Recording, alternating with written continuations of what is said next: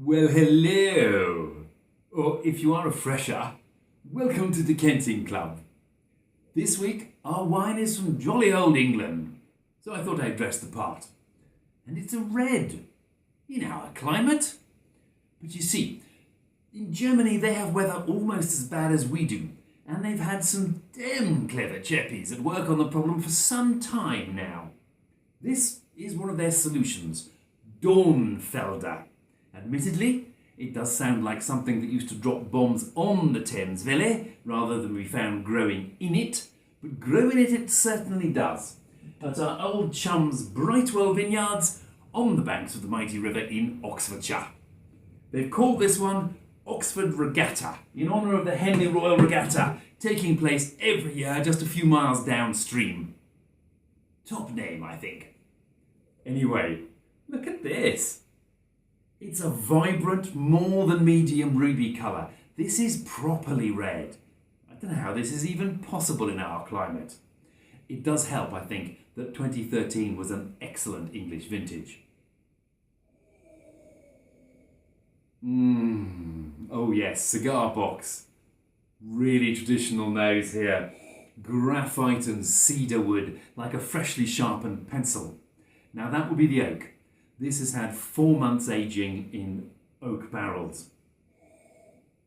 Behind that is a selection of red summer berry fruits. Cherry and plum and raspberry.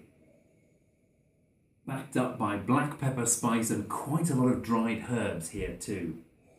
It's not a big nose, it is quite subtle, but there's a lot going on here. And it does smell really classic, like a cool vintage claret perhaps.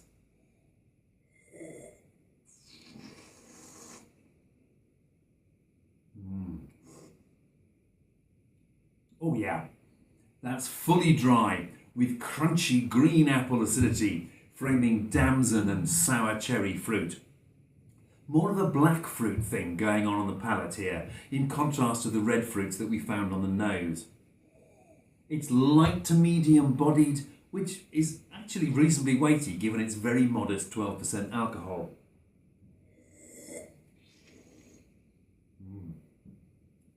There's a mineral quality here as well, which reveals itself especially on the firm finish as an iron tang that's almost bloody. There's a leafy thing going on in the finish as well, perhaps tobacco leaf, and a great balance between the sharp acidity and the medium weight but slightly grainy tannins here, holding the thing together and adding some structure. The overall effect is really refreshing and, oddly, very French. I said it smelt like a claret, but it tastes rather more like a Cabernet Franc from the Loire Valley, perhaps a Saumur Champigny. That said, it also has distinct hints of a classic young Chianti, with that sour cherry flavour and tobacco leaf finish. Either way, this is an absolutely delicious and completely convincing proper red. It does exhibit quite a lot of traditional English understatement, but I like that. It's got subtle charms that grow on you with each sip.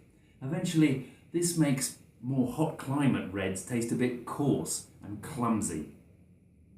It's inspired me to exchange my usual loud flowery shirts for something just a little bit more pucker. Chin chin!